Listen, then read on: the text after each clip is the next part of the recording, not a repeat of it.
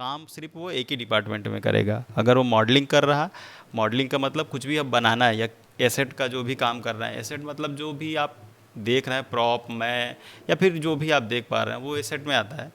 तो जो भी प्रॉप बनाना है, कैरेक्टर बनाना है, बीजी बनाना है, बीजी मतलब बैकग्राउंड, तो ये सब जो भी बनाना है आपको, तो आप मॉडलिंग में करते हैं।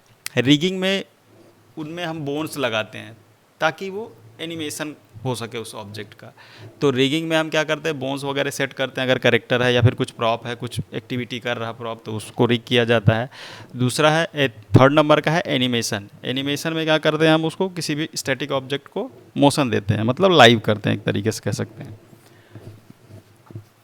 एक मिनट।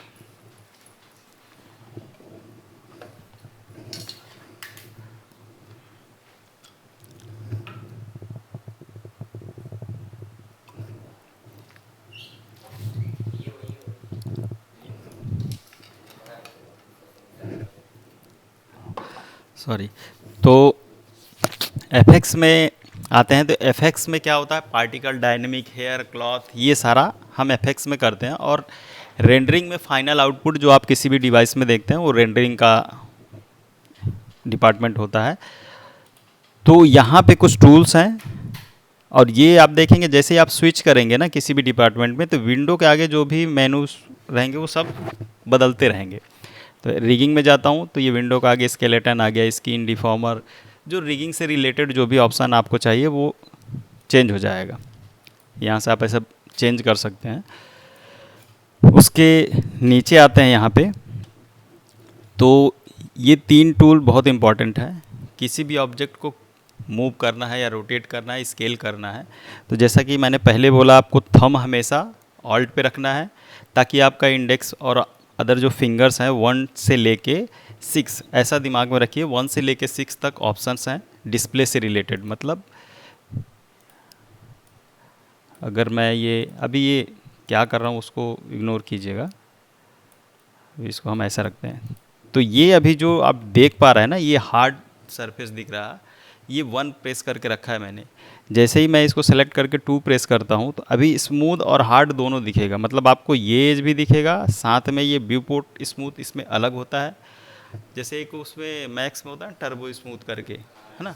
हाँ, तो वो एक अलग है। इसमें भी ऐसा ही है कि आप अलग से भी स्मूथ लगा सकते हैं मैनुअली, और एक इसका डिफ़ॉल्ट होता है जैसा कि मैंने बताया। अभी देखो ये 2 प्रेस किया है मैंने, तो आपको दोनों दिख रहा है कि हार्ड सरफेस कैसा रहेगा, दिखने वाला है।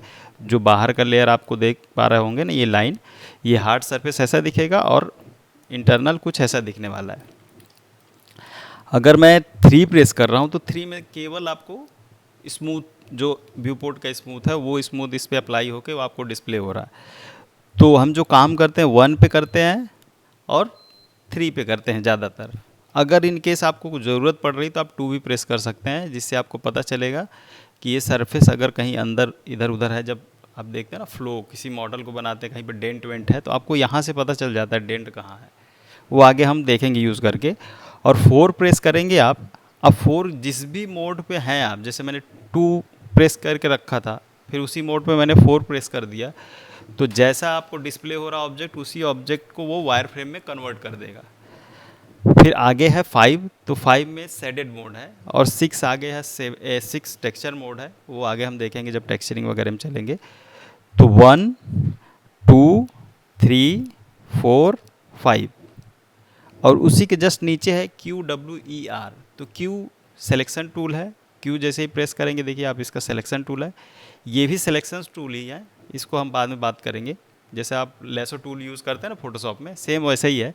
ये आप ऐसा ड्रैग करके किसी पर्टिकुलर एरिया को, जैसे इसके प्रॉपर्टी को हम सेलेक्ट करते हैं, जैसे वर्टेक्स है, तो इस तरीके से हम इसको सेलेक्ट कर सकते हैं, और इस पर्टिकुलर एरिया को आप मूव वगैरह कर सकते हैं। और इस ये जो है पेंट करके हम सेलेक्ट करते हैं। जैसे ही आप इसको लोगे तो आप ऐसा पेंट करके वर्टेक्स सेलेक्ट कर सकते हो। तो अभी इसकी ज़रूरत नहीं है, आगे जब ज़रूरत पड़ेगी तो हम इस पर डिस्कस करेंगे। तो अभी जो हमको देखना है 1 से लेके 6 तक, और W से मूव टूल, E से रोटेशन टूल, R से स्केलिंग। तो अगर आपने R प्रेस करके रखा हुआ है, हर एक टूल में सेम वैसे ही है। जैसे अगर मैं W की बात करूँ तो सेंटर से आप लेके जाएंगे तो यहाँ पे देखिए हर 3D ऑब्जेक्ट में ट्रांसलेट, रोटेट, स्केल और उसकी विजिबिलिटी रहेगी।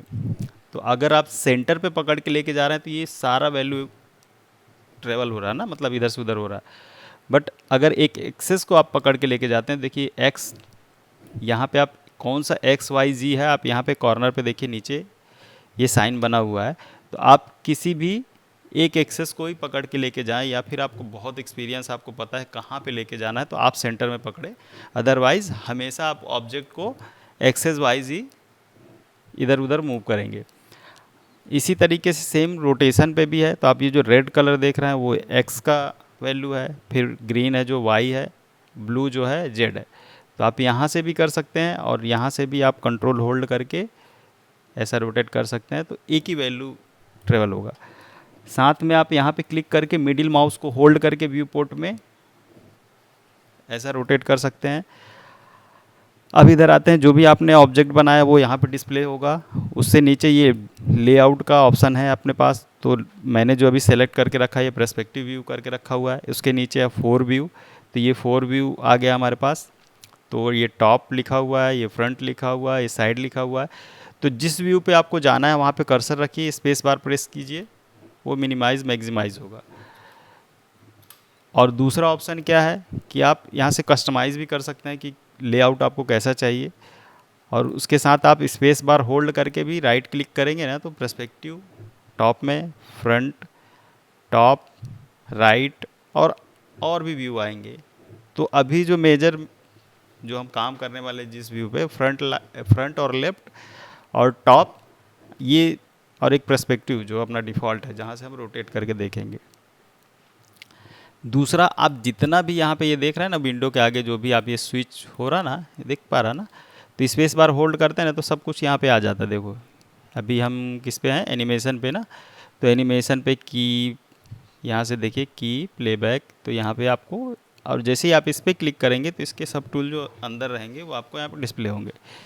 तो सारा आपको यहाँ पे मिल जाएगा। अब जैसा कि मैंने बोला कि ऑल्ट को होल्ड करके अभी राइट क्लिक करेंगे तो जूम इन जूम आउट कर पाएंगे, मिडिल से पैन कर पाएंगे और लेफ़्ट से रोटेट कर पाएंगे। और अगर आपका ऑब्जेक्ट कहीं पे चला गया है तो आप उसको सेलेक्ट करके F प्रेस कर सकते हैं, तो वो फोकस हो जाएगा, या फिट भी बोल सकते हैं आप। और यहाँ पे आपका कैमरा वगैरह मिलता है, तो वो हम बाद में देखेंगे। इधर आते हैं, ये टाइम लाइन में हम एनिमेशन जब भी करेंगे तो इसका यूज़ करेंगे। साथ में यहाँ पे मेल है, तो कुछ आपको पाइथन वगैरह आता है या फिर स्क्रिप्टिंग आती है तो आप यहाँ पे कर सकते हैं। या फिर आपका जो आपने ऑब्जेक्ट क्रिएट किया हुआ है ना, तो यहाँ पे देखो एक कॉर्नर पे एक टैब जैसा बना हुआ है, तो जो मैंने क्रिएट किया अभी तक, जो मैंने किया है सब यहाँ पे वो नोट करता रहता है। मतलब वो कमांड है ना, देखो मैंने जो कमांड दिया यहाँ पे वो तुरंत आ जाएगा। जैसे मैंने ये क्लिक किया, देखो लिख के आ गया। अभी पॉलीस्फेयर CH ऑन, ये जो मतलब इसका जो लैंग्वेज है उस लैंग्वेज को वो यहाँ लिखता है, वो यहाँ क्रिएट करता है। आप जब भी फाइल सेव करते हैं तो ऐसा नहीं कि वैसा ही सेव हो जाता है, एक्चुअल में वो कोड सेव होता है। जब आप ओपन करते हैं तो फटाफट सॉफ्टवेयर उसको रीड करके फिर रीजनरेट करता है। तो स्क्रिप्ट से रिलेटेड यहाँ पे आपको ऑप्शन मिल जाएगा। उसके बाद इधर आते हैं, ये डिस्प्ले से रिलेटेड है, ये रेंडर से, ये एनिमेज से। तो जैसा फोटोशॉप में लेयर होता है, आप यहाँ पे अगर मल्टीपल ऑब्जेक्ट है आपको ये डिस्टर्ब कर रहा है तो आप यहाँ पे 2 तरीके से लेयर बना सकते हैं। अभी मैंने लेयर विथ ऑब्जेक्ट बनाया तो ये इसके अंदर चला गया, ये इसकी विजिबिलिटी है। यहाँ पे ये जो विजिबिलिटी लिखा हुआ है आप इसको ऑन ऑफ कर सकते हैं। यहाँ पे रेफरेंस मोड है, ट्रांसपेरेंसी मोड है, इस पर क्लिक करके आप इस लेयर का नाम दे सकते हैं, कलर वलर चेंज कर सकते हैं। तो ये जो कलर आप चेंज करेंगे इस वायर फ्रेम का भी कलर सेम होगा। उसके बाद ये रेंडर लेयर है, तो जब आप रेंडर करेंगे तो उसमें आपको कौन कौन से पासेस निकालने हैं, वह यहाँ पे पासेस स्प्लिट होंगे। उसके बाद एनिमेशन लेयर है, तो यहाँ पे आप हर एक कैरेक्टर, जैसे बहुत सारे कैरेक्टर्स रहते हैं ना सीन में, तो आप उनको सेपरेट कर सकते हैं और उसका वैल्यू भी थोड़ा सा आप मैनेज कर सकते हैं। यहाँ पे ये ऑप्शन आ जाता है वेट को, वेट जैसे मान लो कोई बहुत जंप कर रहा है, अचानक से गिर गया, उसको आप चाहते हो स्लो करना, तो आप यहाँ से बैलेंस कर सकते हैं हम। इसके बाद हर एक ऑब्जेक्ट का प्रॉपर्टी आपको यहाँ पे दिखेगा, आप यहाँ से रीनेम कर सकते हैं इसको। ये चैनल एडिटर है जो यहाँ पे मिलेगा कॉर्नर पे, अगर आपको नहीं दिख रहा तो यहाँ पे एट्रीब्यूट, उसी से रिलेटेड उसका एट्रीब्यूट मिलेगा। तो इसके अंदर का प्रॉपर्टी क्या क्या आपको यहाँ क्लिक करना पड़ेगा, ये है इसका रेडियस, आप इसको छोटा बड़ा कर सकते हैं, ये इसका डिवीज़न, एक्स वाई दोनों डिवीजन है, आप कम ज़्यादा कर सकते हैं। ठीक, यहाँ पे आपको लेआउट मिलता है, आप जो भी काम कर रहे हैं, जैसे अभी ये क्लासिक पे हैं, हम स्टैंडर्ड पे जा सकते हैं, तो स्टैंडर्ड भी एकदम नॉर्मल ऐसा रहता है, सब कुछ डिफ़ॉल्ट रहता है एनिमेशन छोड़ के। उसके बाद अगर आप मॉडलिंग कर रहे हैं तो एक्सपर्ट मोड पे जा सकते हैं, जिसमें आपको सिर्फ बड़ा स्पेस दिखेगा और टूल्स सब हाइड हो जाएंगे, क्योंकि टूल्स तो आप यहाँ से ले सकते हैं। और अगर आपको डिफ़ॉल्ट रखना है तो ऐसा रखिए। इसी तरीके से हर एक का लेआउट बना, रिगिंग का, एनिमेशन का, एक्सजेन जिसमें हम हेयर बनाएंगे, मैज, मोशन ग्राफिक का, बायोफ्रस्ट का, तो आपको जो भी लेआउट सेट करना है आप वहाँ से कर सकते हैं, आप कस्टम भी अपना बना सकते हैं। तो ये होगा एक ओवरव्यू। यहाँ पे कुछ टूल्स हैं जिसके बारे में हम धीरे धीरे बात करते चलेंगे। यहाँ पे ये न्यू है, ये ओपन है, सेव, रीडू, अंडू, ये, और यहाँ पे सिलेक्शन से रिलेटेड है कुछ। तो आगे आगे टूल्स आते जाएंगे, हम उसका यूज़ करते जाएंगे, आपको ऑटोमेटिक वो समझ में आता जाएगा। तो अभी मैं न्यू सीन कर रहा हूँ। पिछले क्लास में हमने रिवॉल्व देखा था, तो रिवॉल्व करता क्या है, यहाँ पे एक कर्व, तो ये अभी 2 कर्व छोड़ रहा हूँ मैं, यहाँ से स्टार्ट करते हैं। ये है आपका ईपी कर्व, तो रीसेट कर ले, हर एक टैब में आपको रीसेट का ऑप्शन मिलेगा, तो जो डिफ़ॉल्ट उसका सेटिंग रहेगा वो आ जाएगा। तो यहाँ पे 1 लीनियर करके अगर आप ड्रॉ कर रहे हैं, ऐसे क्लिक किया एक बार, फिर से यहाँ क्लिक किया, यहाँ क्लिक किया, अब इंटर जैसे ही प्रेस करेंगे ये ऑपरेशन कंप्लीट हो गया, तो ये कर्व ड्रॉ हो गया। यहाँ से ग्रिड ऑफ कर दें। अब इस कर्व को हम यूज़ करके कुछ ऑब्जेक्ट क्रिएट करने वाले हैं रिवॉल्व ऑप्शन के थ्रू। तो अभी जो हमने लिया था वो यहाँ पे कॉर्नर पे आपको दिख रहा होगा, तो मैं फिर से इस पर क्लिक करता हूँ, इसको रीसेट करता हूँ, तो 3 क्यूबिक जो है वो सिलेक्ट है अभी, और ग्रिड को ऑन करना पड़ेगा। तो ये मेरा सरफेस है। सरफेस का मतलब ये जो आपका बेस दिख रहा है ना, तो जब आप फ्रंट व्यू पे जाते हैं तो ये जो लाइन दिख रही है ये बेस है। तो मैं एक ग्लास जैसा कुछ बनाने जाता हूँ। तो रिवॉल्व कहाँ पे काम करता है, जो भी सिमेट्रिकल ऑब्जेक्ट होगा। सिमेट्रिकल कहने का मतलब मेरा ये है कि जो दूसरा साइड और ये जो लेफ्ट राइट जो भी साइड है वो एकदम प्रॉपर हो, बराबर हो। तो यहाँ से स्टार्ट करते हैं। तो आउटलाइन ड्रॉ करना है हमको, तो मैं इस तरीके से कुछ बहुत रफ रफ ऐसा वाइन ग्लास जो होता है ना, उस तरीके का कुछ ड्रॉ कर रहा हूँ ऐसे। और ये है उस ग्लास का थिकनेस, कि ग्लास कितना थिक रहेगा, और इसको इधर मिला दें।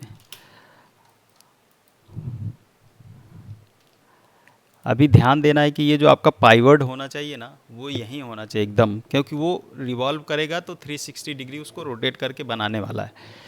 ये हो ऑप्शन, देख पा रहे होंगे ना, ऐसा गोला घुमा देगा उसको, सरफेस को, मतलब इस वायर के ऊपर अभी सरफेस क्रिएट होगा। तो अगर ये सेंटर में नहीं रहेगा तो वो इतना बीच में गैप क्रिएट कर देगा। तो अभी इस पे जाते हैं, या फिर आप यहाँ सरफेस पे जाके रिवॉल्व के अंदर जा सकते हैं। अब डायरेक्ट मैं रिवॉल्व कर रहा हूँ, तो ये इस तरीके से कुछ क्रिएट होगा। आप इसको देखो। अब इसका पाइवट चेंज करके भी एक क्रिएट करते हैं, क्या होता है वो भी देख लेते हैं। तो डी होल्ड करके रखा है मैंने, डी प्रेस करके रखा हुआ है, इसको मैं थोड़ा सा इधर कर देता हूँ और फिर से रिवॉल्व करता हूँ। अभी देखो, अब इसको देखो, तो दोनों में डिफरेंस क्या है आप देख पा रहे होंगे। यहाँ पे क्या हुआ कि ये जो इसका सेंटर था ना, उस सेंटर को वो लेके 360 डिग्री ऑब्जेक्ट क्रिएट कर रहा है। अगर यहाँ पे गैप दिखेगा, गैप रहेगा,